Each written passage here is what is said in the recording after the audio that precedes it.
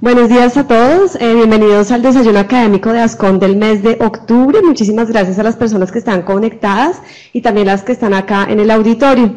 El día de hoy vamos a presentar un tema que, aunque de pronto no es tan frecuente en las unidades neonatales, en algunas que manejan una complejidad alta, por ejemplo, postoperatorio de cirugía cardiovascular, o en otras que utilizamos de forma rutinaria catéteres, es frecuente. Y hoy nuestra residente de neonatología, la doctora Isabel Cristina Clavijo, con la tutoría de la doctora Diana Gómez, del Fellow de Neonatología de la Universidad Militar Nueva Granada y del Hospital Universitario Clínica San Rafael, nos van a hacer una revisión muy completa sobre terapia de anticoagulación en neonatos y terapia fibrinolítica. Doctora Isabel, bienvenida y muchísimas gracias por aceptar la invitación de ASCON.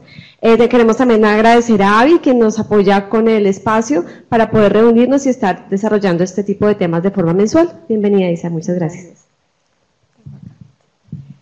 Buenos días, ya saben mi nombre, Isabel Clavijo, yo soy fellow de neonatos de la Universidad Militar con la Clínica San Rafael, y antes de iniciar quiero darle las gracias a ASCON y a la doctora Diana Arias por la oportunidad que nos da de presentar este tema.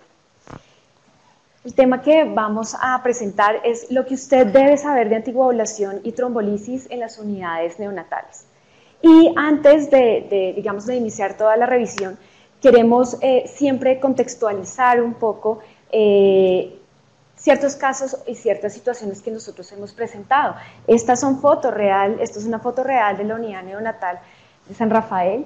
Es un caso, un recién nacido pretérmino de 36 semanas con hipertensión pulmonar severa, quien requiere un paso de catéter arterial y venoso umbilical de soporte para soporte inotrópico y monitoreo hemodinámico. Y a las 6 horas aproximadamente nos llama la jefe y nos dice: doctora, mire lo que pasó. O sea, tiene esta extremidad blanca, fría y con pulsos presentes pero débiles. Se toma un ecodoppler donde nos damos cuenta que no existe ningún trombo, pero sí hay una disminución de ese flujo arterial. También hemos presentado, o tenemos, o pueden ustedes también tener, escenarios en donde no es tan crítica la extremidad. Tenemos episodios donde van a haber sitios de eritema, ¿sí? Y adicional donde vamos a ver una extremidad un poco más limitada, la hipoperfusión, pero el ecodoppler nos dice hay trombo en donde a nivel de la bifurcación de la ilíaca. Cada escenario requiere un manejo bastante diferente y por eso es que queremos iniciar esta charla. El último escenario es el mismo trombo, pero ya la necrosis es un poco más localizada. Entonces, la idea es empezar a hablar de cada uno de estos escenarios. Entonces, para introducir, lo importante es que hay que tener en cuenta que nuestra población neonatal es una población que es de alto riesgo protrombótico. Y de estos, los prematuros son todavía mayor riesgo de trombosis. Y les traje la incidencia de Holanda, no porque los otros países no lo tengan, sino porque Holanda es uno de los pocos países que reporta cuántos recién nacidos van a tener trombosis en una unidad neonatal. Ellos reportan el 6.8% por 1000 nacidos, pero lo que diferencia de otros sitios es que ellos empiezan a dividir el porcentaje en recién nacidos prematuros. Y estos son los prematuros por debajo de 32 semanas, que es casi el 63%, es decir, de ese 6.8, el 63% de esos recién nacidos son prematuros que han presentado trombosis. Existen factores de riesgo, muchísimos, unos que son los factores de riesgo neonatales, es decir, los accesos vasculares, la septicemia, la deshidratación, policitemia y fluctuaciones en las tensiones arteriales, pero también existen factores maternos que hacen que ese niño tenga estados protrombóticos, y son la preeclampsia, la diabetes mellitus, el desorden autoinmune y la coriomionitis. También existen factores de riesgo durante el parto, los cuales son las cesáreas de urgencia, también las frecuencias cardíacas elevadas o muy bajas, el parto instrumentado y por último el meconio. Pero ¿por qué nuestros neonatos tienen ese riesgo de trombosis tan alta versus, por ejemplo, los adultos? Fisiopatológicamente se describe, y es porque la hemostasia fetal va a empezar a las 5 semanas, donde va a iniciar la producción de factores procoagulantes y anticoagulantes simultáneamente. más o menos a la 10ª semana se va a tener una producción de factor 7, de factor 8, de factor 9 y factor 10, y también una producción de factor 6 y antitrombina. A la semana 20 ya se logra identificar todos los factores, tanto protrombóticos como anticoagulantes, ya en el plasma del feto, y adicional, más o menos entre las 38 y 40 semanas, vamos a encontrar que los factores 5, el factor 8, ya logra tener un rango del adulto versus la antitrombina y la proteína C y S que están por debajo de ese nivel.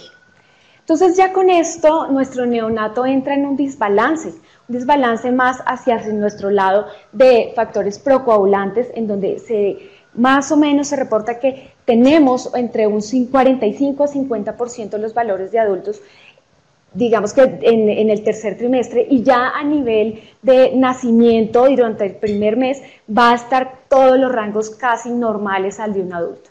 Pero esto es distinto en la parte de anticoagulaciones o de inhibidores, porque siempre se van a mantener aproximadamente el 20% por debajo de niveles de adulto. Entonces, esa es una de las problemáticas que tenemos y que desafortunadamente no podemos modificar, ¿sí? Otro factor son las plaquetas. Las plaquetas también empiezan a sintetizarse a los 5 semanas de edad gestacional y llegan a rangos de adultos a las 22 semanas. De ahí tenemos un problema porque cuantitativamente son muy buenas, pero cualitativas no son tantas. Y el problema es porque tenemos un problema en la agregación plaquetaria, principalmente en los pretérminos de 30 semanas. Y esto es porque hay una alteración en los receptores alfa-adrenérgicos que no permiten una adecuada agregación. Pero como la naturaleza es tan sabia, entonces lo que sucede es que va a ser compensado por niveles elevados de factor de von Willebrand que se une a los factores 7 y ese va a ayudar a la agregación y adhesión en el epitelio. Entonces eso hace que compense ese factor. Esta es una tabla donde vamos a tener la diferencia entre la parte neonatal versus el adulto, en donde la hemostasia primaria, miren, el nivel de plaquetas es igual, el factor de von Willebrand va a estar 2 veces el nivel normal, ¿sí? Aunque esto se define normal en un neonato. Los factores de anticoagulación vamos a tener, por ejemplo, factores como el factor 5 y el factor 13, o el fibrinógeno o el factor 8, que van a estar casi en niveles similares al de un adulto. Y los factores de anticoagulación, como está el factor activador de la vía extrínseca, la antitrombina, la proteína C y S, que van a estar disminuidas. Y en la parte de la fibrinolisis, pues vamos a tener un descenso del 50% de los niveles en plasminógeno y un aumento en el factor activador de plaquetas. Por eso nuestros neonatos tienen riesgo de trombosis. Sin embargo, tenemos un problema en cuestión del manejo digamos, de la anticoagulación, y esto no es una problemática pues, de nosotros, sino a nivel mundial. ¿Y por qué? Porque no tenemos datos en prematuros que obligue, y esto nos obliga a la extrapolación de estrategias de tratamiento de los adultos hacia los neonatos. Y ya se dieron cuenta que pues, no es igual, no es lo mismo. ¿Por qué? Tenemos desafíos. Uno es la heterogeneidad de la edad gestacional y por ende una maduración o de las diferentes etapas de maduración del sistema de coagulación. Entonces ya con esto vamos a manejar algo de anticoagulantes y empezamos con la heparina no fraccionada. Las ventajas de la heparina no fraccionada es que tiene una rápida reversibilidad y es de bajo costo, y las desventajas es la farmacocinética impredecible, lo que la hace un poquito más riesgosa en el periodo neonatal. Lo otro es que requiere una monitorización frecuente. Entonces, ¿qué nos gustó de estas tablas? Primero, todas las guías que ustedes van a encontrar les van a decir que la dosis ideal va a ser de 75 unidades de bolo y dosis de 28 unidades por kilo hora. Pero si se dan cuenta en esta guía, ya nos dividen por edad gestacional, lo que uno fisiopatológicamente diría que es todavía más racional. Dentro de esto está, por ejemplo, en los menores de 28 semanas, un bolo de 25 unidades y la dosis de mantenimiento de 15 unidades por kilo. De 28 a 37 semanas, un bolo de 50 unidades con una dosis de mantenimiento de 15, y por encima de 37 semanas el bolo de 100 unidades y la dosis de mantenimiento de 28 unidades por kilo hora. ¿Qué es lo que tenemos que tener claro? El bolo usualmente se tiende a evitar. ¿Por qué? Porque la heparina, este tipo de heparina hace un proceso de anticoagulación demasiado rápido. De hecho, se habla que puede aumentar hasta, con solo el bolo puede uno irse a la sobreanticoagulación. Por ende, muchas de las guías tienden a decir que hay que manejar un poco más reservado en el periodo neonatal los bolos. Pero ¿cómo monitorizo la heparina no fraccionada? Una forma es con la tromboplastina parcial activada y la segunda forma es con niveles de antifactor 10A.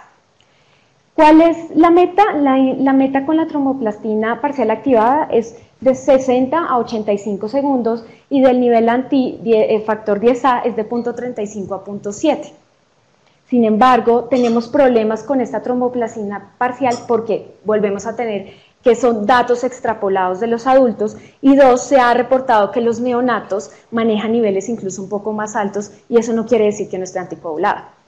Lo otro es que en los adultos se puede iniciar una relación entre tromboplastina parcial y nivel de antifactor 10A, pero en el neonato la relación es bastante errática. Por eso lo ideal, lo que se aconseja, es siempre manejarlo con antifactor 10A, ¿sí? ¿Cuándo es la única situación en la que uno no manejaría más con tromboplastina? Cuando en mi unidad no puedo manejar o no hay estudios para realizar nivel de antitrombina 10A, de anti-10A. Y si no logro las metas, ¿cómo lo titulo? Entonces existen varias cosas. La primera es si yo estoy usando el PTT, entonces activado, entonces digamos que mi meta es entre 80 y 85, en donde yo no debo hacer ninguna modificación, pero si estoy por debajo de 50, acá hablan del bolo y después de ahí aumentar un 10% de la dosis inicial y a las 4 horas hacer una nueva medición. Si estoy entre 50 y 59, aumentar el 10% y repetir a las 4 horas, y ya si me paso de sobreanticoagular, entonces lo que pasa es que si estoy entre 86 y 85, pues debería bajar el 10%, y igual entre 96 y 120 el 10%, y si estoy por encima de 120, bajar incluso hasta el 15%. ¿Cuándo debo hacer el control? A las 4 horas. ¿Cuándo debo hacerlo hasta el siguiente día? Cuando estoy dentro de metas. Pero si yo logro tener niveles de antifactor 10A, pues mis metas van a cambiar. ¿Cuáles son mis metas? Cuando estoy dentro de la meta, que es de 0.3 a 0.7, no debo hacer cambios en la terapia. Cuando estoy por debajo de 0.1, se puede sugerir un bolo de 50 unidades por kilo o aumentar incluso la infusión a 3 unidades por kilo hora. Si estoy entre 0.1 a 0.29, puedo aumentar la infusión a 2 unidades kilo hora, y si estoy ya en la parte de sobreanticoagular de 0.71 a 0.9, un descenso de 2 unidades, de 0.91 a 1, descenso de 2 unidades, y mayor de 1, descenso incluso de 3 unidades kilo hora. Esta es una tabla que es reciente, donde encontramos, es de la Sociedad de Hematología Americana, y miren que está todo el resumen de todo lo que tenemos, ¿sí? Entonces tenemos tanto PTT activado como el factor 10. Recuerden que esto no se relaciona, esto no puede ser manejado así en neonatos, sino que son niveles y se manejarían cada uno, digamos que si manejo PTT, lo manejo con PTT, o si lo manejo con antifactor, lo manejo solo con antifactor. ¿Qué es lo que cambia acá diferente al CHEST 2012, que es donde más nos guiamos? El bolo. El bolo acá, lo único que están diciendo es, mire, solamente bolo en los niños que realmente no se ha logrado anticoagulación, ¿sí? Y esto es porque estamos frente a una extremidad crítica, una extremidad que está, digamos, sufriendo, o una pérdida de algún órgano vital. Y los cambios por porcentaje prácticamente no varían. Bueno, y entonces, ¿qué pasa si yo sobreanticoagulo? ¿Cómo debo revertir esa sobreanticoagulación? Como la heparina en infusión, su tiempo y su vida media es tan corta, lo primero que usted debe hacer para medidas, o que nosotros debemos hacer para medidas efectivas, son siempre parar la heparina. Y después de ahí usar la protamina. La protamina, lo ideal es que 1 miligramo de protamina va a inactivar 100 unidades de heparina. Y eso depende de la dosis y de hace cuánto se administró esa heparina. Entonces, si yo la administré antes de los 30, o sea, 30 minutos antes de esto, pues yo puedo decir que puedo poner 1 miligramo en 100 unidades que me van a inhibir 100 unidades de heparina. Si es de 30 a 60 minutos, digamos que cuando hago la medición han pasado 30 o 60 minutos y puedo usar niveles o dosis de protamina de 0.5 a 0.75 y si estoy entre 60 o 120 minutos, entre 0.37 a 0.5. Pero recuerden que la heparina usualmente se usa en infusión. Entonces ahí, ¿cómo lo vamos a hacer? Entonces este es un caso clínico, un niño de un peso de 2.500 gramos que está sangrando y logré hacerle un antifactor y está en 1 unidad mililitros, o sea, estoy sobre anticoagulado.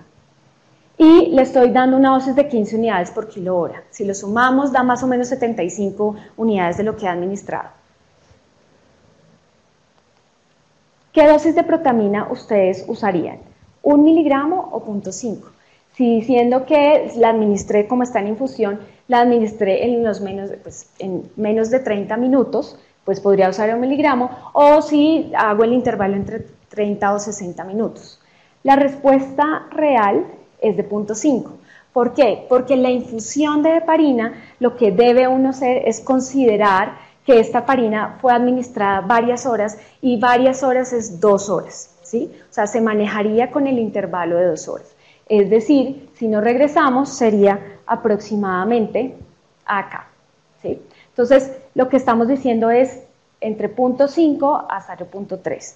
Por eso, la media más o menos sería de 0.5 miligramos de dosis de protamina.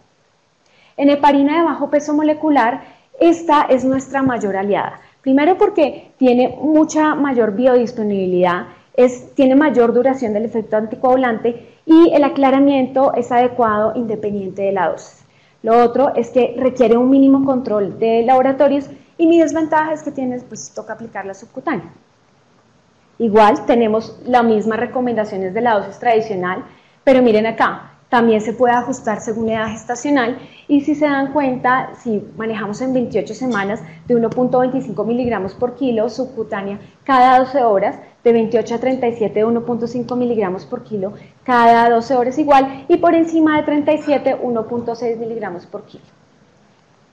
¿Cómo debo monitorizar esa heparina de bajo peso molecular? Con factor 10 activado. Esa sí no tengo chance de PTT. ¿Cuál sería la ideal? Hay dos formas. Una es medirla 4 a 6 horas después de la administración. La otra opción es medirla de 2 a 6 horas después de la administración. La meta cambia, porque entre 4 a 6 horas es de 0.5 a 1 unidad mililitro y de 2 a 6 horas es de 0.5 a 0.8. ¿Cuál de las dos es la mejor? La que más recomienda la mayoría de las guías es la de 4 a 6 horas. Y si no logro las metas que quiero, ¿qué debo hacer y cómo debo titularla? Entonces acá otra vez tenemos la tablita en donde si estamos de 0.5 a 1, pues no debe haber cambios, ¿sí? Pero si estamos por debajo de 0.35, debo aumentar el 25% de la dosis que tengo en total. Si tengo entre 0.35 a 0.49, lo aumento en un 10%, pero si ya estoy pasándome de la sobreanticoagulación, ya pasar al rango de sobreanticoagulación, entonces si estoy en 1.1 a 1.5, reduzco la dosis al 20, y si estoy de 1.6 a 2, incluso lo puedo reducir hasta el 30. ¿Cuándo ya debo definitivamente suspender? Cuando estoy por encima de 2. ¿Por qué? Por el riesgo de sangrado. Igual, la protamina sí se maneja exactamente igual, pero hay unos tips. Si administro dentro de las primeras, si se administró esa enoxa o en las primeras 4 horas, la dosis máxima es de 1 miligramo por 100 unidades que haya administrado. Si la administro después de las 4 horas, la dosis es más baja, es decir, 0.5. Bueno, tenemos otro tipo de anticoagulación y es la warfarina. El problema es que la warfarina no está recomendada en neonatos y es claramente porque tiene un mayor riesgo de sangrado. Primero porque es un anticoagulante oral, ¿sí? Viene en tableta y digamos que al dividirla no sabemos claramente cuál es la dosis. Segundo porque bloquea factores como el 2, como el 7, como el 9, como el 10, que ya están per se un poco más bajos en ese neonato. Lo segundo es que los neonatos tienen límites o niveles bajos de vitamina K. Y si usted está alimentando a su neonato solo con leche materna, la leche materna no es rica en potasio, en vitamina K. Y eso hace que se vuelva más sensible ese neonato al sangrado. Pero si yo administro o le doy leche de fórmula, esa leche de fórmula sí tiene vitamina K. Y eso hace que ese neonato se vuelva más resistente a ese manejo. Por eso es demasiado digamos, como incierto el manejo y no es tan seguro, por eso es que no se recomienda. ¿Cuándo debemos usar la nitroglicerina? Si bien la nitroglicerina no es un anticoagulante, sí hay solo un escenario, que más adelante lo vamos a hablar, sí hay un escenario en donde lo debemos manejar, y es cuando hay un manejo con o te presento un vasoespasmo periférico, ya sea umbilical o por un PIC. ¿Por qué? Porque reduce el vasoespasmo, permite el flujo alrededor de los microtrombos y ayuda a una circulación colateral. ¿Cuándo trombolizo? La terapia trombolítica sí se usa en neonatos y se usa solo en dos situaciones. La primera es cuando tenemos una trombosis que comprometa la vida u órgano vital, y la segunda es cuando se amenaza una extremidad. Esas son las únicas dos indicaciones que tenemos. Esta es una guía del NH de Londres, en donde miren que ellos ya incluso dejan las indicaciones, y la terapia trombótica la dejan en trombos masivos, si tengo trombos de la aurícula o del ventrículo derecho, o si tengo un trombo en la vena renal bilateral con compromiso renal. Si es así, entonces debería considerar pues, el manejo de trombolisis, pero ellos tienen siempre, uno antes de iniciarlo debe mirar si tiene contraindicaciones. Y las contraindicaciones es que en 10 días anteriores haya tenido cirugías mayores, cirugías de corrección de cardiopatías, convulsiones, sangrados, asfixia, plaquetas por debajo de 50.000 y el fibrinógeno por debajo de 1 gramo litro. Si usted no tiene ninguna de estas contraindicaciones, usted podría usar Alteplas en una infusión de 50 microgramos kilo hora, la cual debe ser reconstituida 10 miligramos del vial en 10 cc de agua destilada.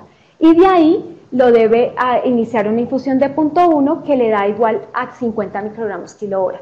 Pero esto tiene que estar uno bastante pendiente de una cosa, y es el fibrinógeno.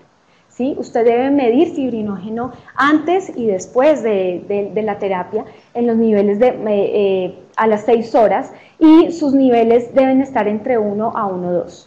Si estoy por encima de 1.2 gramos, puedo incluso aumentar la dosis hasta los 500, es decir, a 1 cc hora. Y si estoy por debajo de 1 gramo, pues la opción sería suspender completamente esa terapia trombolítica. Sin embargo, esa es la parte europea, pero la parte americana tiene, digamos que contraindicaciones que las divide como absolutas y relativas. En las absolutas está que haya una isquemia o alguna cirugía en el sistema nervioso central, dentro de la isquemia está incluida la asfixia en los primeros 10 días, que haya un sangrado activo o que hayan procedimientos invasivos 3 días antes, o que hayan convulsiones 48 horas antes de esto. Y como contraindicaciones relativas tenemos el conteo de plaquetas por debajo de 50.000, pero ellos, miren, introducen por debajo de 100.000 en pacientes realmente enfermos, y niveles de fibrinógeno que sí estamos iguales, 100 miligramos decilitro, y que haya una deficiencia severa de coagulación o un INR prolongado. También hay dosis, como por ejemplo las europeas, que le dan a uno una dosis estándar, pero si ustedes acá ven, incluso en esta guía se puede dividir entre menores de 28 semanas y mayores de 28 semanas. Y menores de 28 semanas la dosis es de 0.03 miligramos por kilo hora a 0.06 miligramos por kilo hora en infusión, y por encima de 28 semanas si la dosis es casi similar, 0.5 miligramos kilo hora, y incluso dan el chance de repetirlo. Pero miren acá este dato que tiene esta tabla, y es que usted puede usar, si usted ve que el niño tiene alto riesgo de sangrado, usted puede usar todos los factores de plasma fresco congelado para hacer infusión antes de esto y iniciar la terapia trombolítica con el fin de evitar el sangrado, o sea, con el fin de que sea más tranquila su terapia. ¿Cuándo debo realizar y qué seguimientos debo realizar? Primero, la imagen de trombosis. Entonces, antes de iniciar el tratamiento, pues obviamente necesito ver que haya un trombo, porque eso es lo único que debo saber si con eso requiere o no trombolizar. Y después, a las 12 a las 24 horas después del tratamiento. Los niveles de fibrinógeno antes del inicio, 4 a 6 horas después, porque recuerden que ese es uno de los que nos va a decir si vamos a continuar o vamos a parar o qué vamos a hacer. Y cada 12 a 24 horas. Si yo tengo por debajo y definitivamente tengo una extremidad con mucho sufrimiento por hipoperfusión, yo podría suplementar con crioprecipitados y reiniciar nuevamente la terapia. El conteo de plaquetas antes del tratamiento, a las 4 y 6 horas después de iniciar el tratamiento, y luego cada 24 horas, pues porque recuerden que es una contraindicación. El plasminógeno antes del inicio del tratamiento, 4 a 6 horas, y también si yo necesito o mi plasminógeno está por debajo, pues una opción sería también pasar plasma. Y si durante la terapia trombolítica ese niño me sangra, entonces lo primero que debemos hacer es parar la infusión del trombolítico, lo primero que toca hacer. Y lo segundo, administrar crioprecipitados. Las plaquetas solo si estamos por debajo de 50.000 deberían ser. O si es un paciente que está gravemente enfermo, pues los que estén por debajo de 100.000. Vamos a presentar algunos escenarios, ¿sí? Existen muchísimos, pero pues en años del tiempo vamos a presentar algunos escenarios, desde la vela umbilical relacionada por catéter, de la arteria umbilical relacionada por catéter, la trombosis venosa relacionada por otros accesos vasculares, la trombosis de la arteria periférica por catéter y la trombosis de la vena renal. Entonces, dentro de la trombosis de la vena umbilical relacionada por catéter, tenemos una incidencia entre el 21 y 71%, en donde va a estar asociado a trombosis de la vena porta, a trombosis de la vena renal, a trombosis de la vena cava inferior, y miren esto que es muy importante, trombosis intracardíaca entre 1.8 y el 5.3. ¿Y por qué es importante? Porque recuerden que esa es una de las indicaciones si es derecha de terapia trombolítica, entonces bastante hay que tenerla siempre presente. Dentro de los factores de riesgo es el tamaño del catéter. El otro es la oclusión del vaso. Entre más pequeño ese vaso, pues mayor riesgo de oclusión. O sea que el prematuro también tiende a tener otro factor. Infusiones de soluciones hiperosmolares. Esto es más reportado de adultos. Se habla que cuando tenemos infusiones por encima de 3.040 miliosmoles en un catéter que lleva más de 17 días en un adulto, tiene 7 veces mayor riesgo de trombosis ese paciente. Bajo flujo de las infusiones de fluidos y el tiempo de duración de uso. Si bien estos catéteres de vena umbilical, hay algunas guías que dicen manejar 14 días, hay otros que sugieren o prefieren manejar los 7 días. Pero lo que sí concluyen entre todas es, entre más rápido usted lo retire, mejor le va a ir, ¿sí? Menos riesgo de trombosis. O sea que la idea es tratar de retirarlo en el menor tiempo que se pueda. ¿Cuál es la clínica? Bastante errática, hemocultivos positivos persistentes tomados del catéter, trombocitopenia o una simple disfunción de línea puede ser una clínica inicial de eso. ¿Qué diagnósticos tenemos? El gol estándar es el venograma, pero es operador, digamos que no es operador dependiente y tiene una alta sensibilidad y especificidad, pero tenemos unas desventajas, y es que primero nuestros vasitos de nuestros neonatos son bien chiquitos, no hay dispositivos para este. 2, hay una exposición a la radiación, y 3, el contraste pues puede afectar ese riñón y alterar la tasa de filtración. Y si estamos hablando de un neonato prematuro, que es el que más riesgo tiene, pues no lo podríamos usar.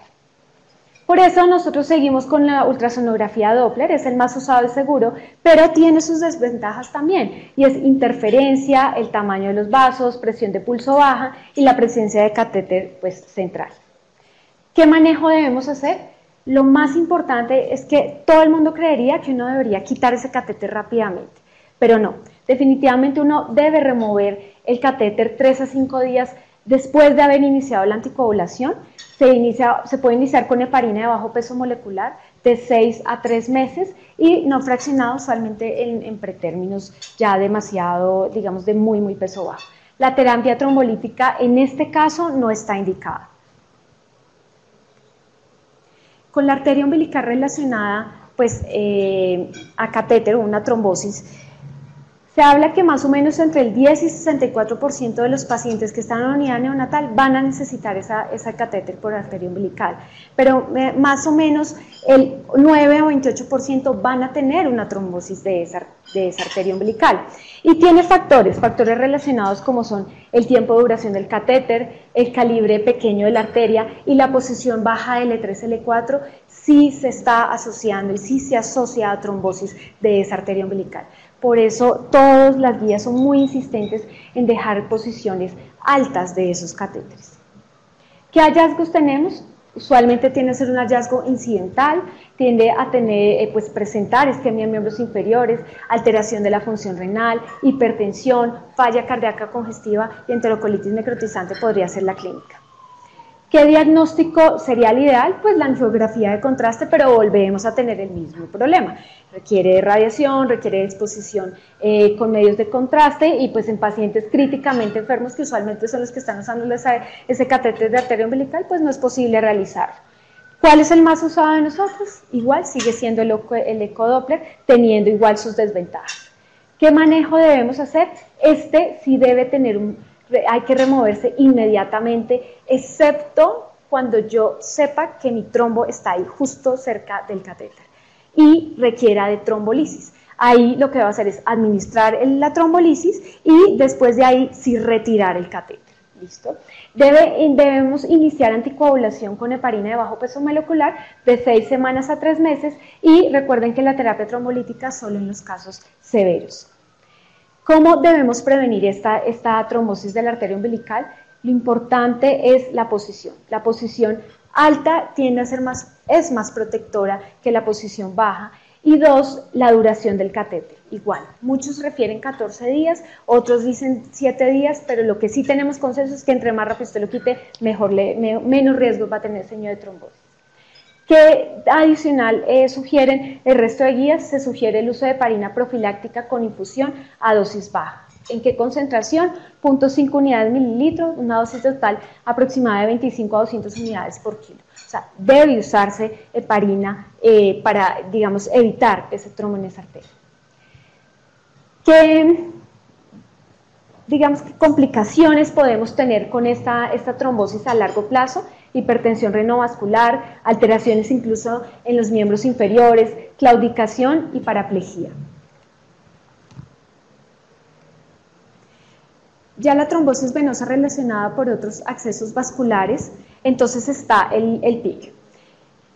Habían estudios, habían escuelas en que usaban heparina la colocaban en la nutrición parenteral, pero lo que se demostró es que realmente no tiene un descenso importante en el riesgo de trombosis, más o menos de unos 7 versus 4,1 y el riesgo de desangrado es mayor. Por eso no se aconseja usar para permanencia de ese catéter. ¿Cuál es la clínica de esta trombosis venosa relacionada por otros accesos como el PIC? Edema, dolor en las extremidades, síndrome de vena cava, quilotórax, quilopericardio y trombos intracardíacos. ¿Qué debo hacer? También hay que remover catéter después de 3 a 5 días de anticoagulación para evitar los émbolos. Y 2, se puede usar heparinas de bajo peso molecular o no fraccionado durante las 6 semanas a 3 meses. Y el seguimiento es ecográfico con este paciente. Dentro de los trombosis, la trombosis de arteria periférica por catéter, entonces tenemos una incidencia que tiende a ser desconocida. Existen factores de riesgo como el diámetro igual, el material del catéter y la duración de infusión. La clínica es de palidez de la lesión, una frialdad de la extremidad y un pulso ausente. El tratamiento, hay que remover este catéter inmediatamente y en este caso, como es trombosis, no se recomienda la nitroglicerina. Se recomienda el uso de heparina no fraccionada con o sin trombosis en infusión. ¿En qué momento se puede de pronto usar la nitroglicerina? En vasoespasmo, pero no puede ser la nitroglicerina que uno usa la ampollita y la pone en la vaselina, no. Existe una nitroglicerina ya en ungüento, la cual uno puede usar. Uno lo que hace normalmente es intentar de calentar esa extremidad, remover el catéter y si definitivamente no mejora, uno podría usar la nitroglicerina local al 2% con una dosis de 4 milímetros por kilo. ¿Cómo se usa? Eso es una tabla medidora. Uno lo que hace es saber más o menos cuántos milímetros le corresponde por el peso a ese neonato y aplicar esta nitroglicerina según la medición. Luego se pone en el brazo o en el sitio de la extremidad donde esté sufriendo y se aplica y se retira rápidamente.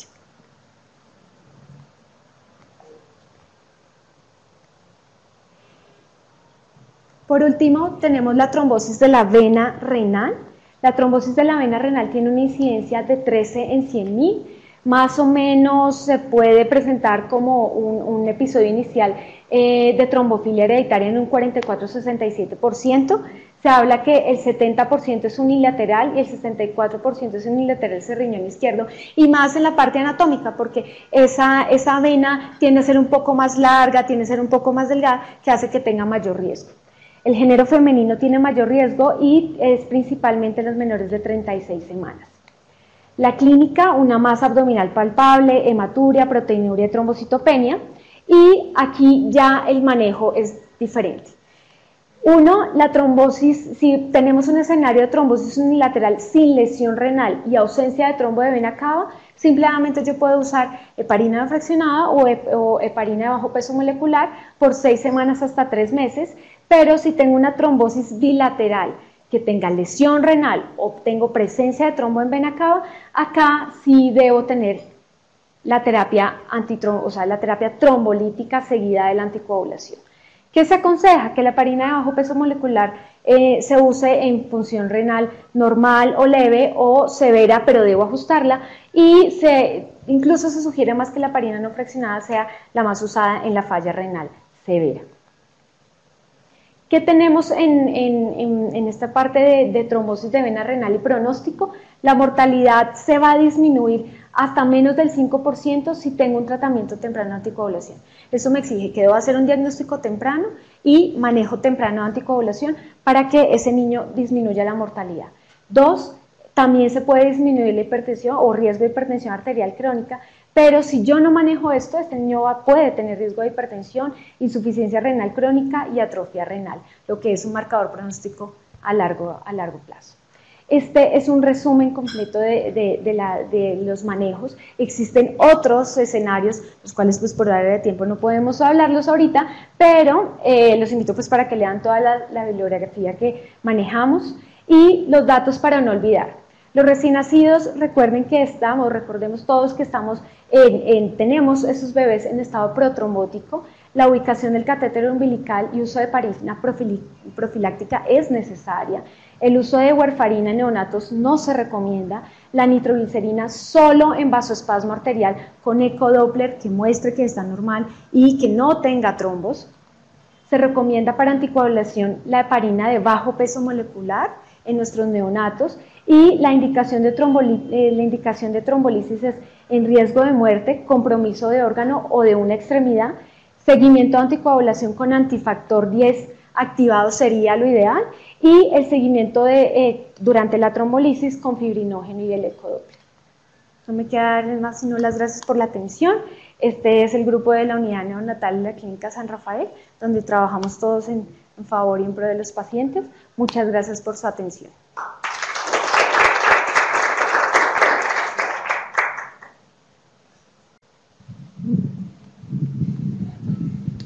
Bueno, muchísimas gracias a la doctora Isabel Cristina y al grupo del Hospital San Rafael por tan excelente charla con respecto a un tema que no es conocido por todos, pero que es de utilidad y que en cualquier momento necesitamos de urgencia intervenir a este tipo de pacientes con el fin de asegurar que no haya presencia de secuelas o mortalidad.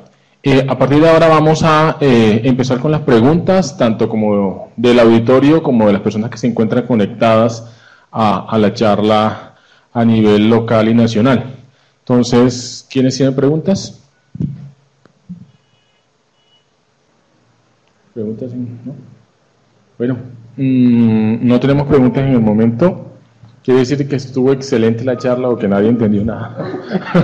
Son las dos posibilidades. Yo creo que es la primera opción. Sí, estuvo excelente la charla. Aquí tengo una pregunta en el auditorio.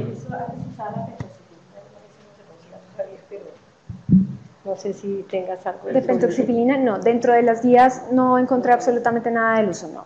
Realmente las dos que se usan es heparina bajo peso molecular y la no fraccionada. Eso era como para vasodilatación o algo. Lo único que encontré fue la parte de nitroglicerina, y igual hay muchos casos, hay unos artículos de 2014 donde la reportan, tiene riesgo, eso sí, de hipotensión, sí, pero digamos que si es un estado crítico del paciente, no puedo retirar ese catéter en ese momento, sería como la única opción.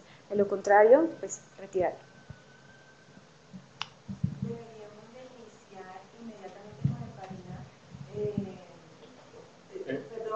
Les pido un favor, como tienen que escucharlo también. ¿Con qué deberíamos iniciar si tenemos una trombosis, por lo menos a nivel de catéteres epicutáneos, que tengamos trombosis yugulares? ¿Con cuál recomendaría que deberíamos iniciar la terapia? Pues es que depende, porque por ejemplo si es arterial, usualmente uno debería dejar heparina en infusión, pero si no, la enoxaparina sería un muy buen, digamos, manejo.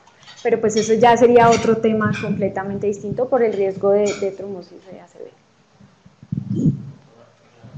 Doctora Isabel, el nitrol o la nitroglicerina en la presentación, como tú nos la mostraste, que es como se debe utilizar, ¿está disponible en Colombia? Porque a veces es difícil y lo que pues a veces se hace es que se hace una mezcla magistral de vaselina con nitroglicerina inyectable. ¿Tú qué nos recomiendas? Bueno, yo averigüé en varios sitios, no existe esa nitroglicerina en ungüento acá en Colombia, hay en distintos otros países, pero acá no la tenemos. Lo que sí es claramente es que no se puede hacer esa mezcla magistral porque realmente no es clara la dosis que se está administrando. Así que si no la tenemos es mejor no usarla, y si la tenemos, pues ya sea porque la trajimos de otro país o algo, sí se recomendaría, son esos casos.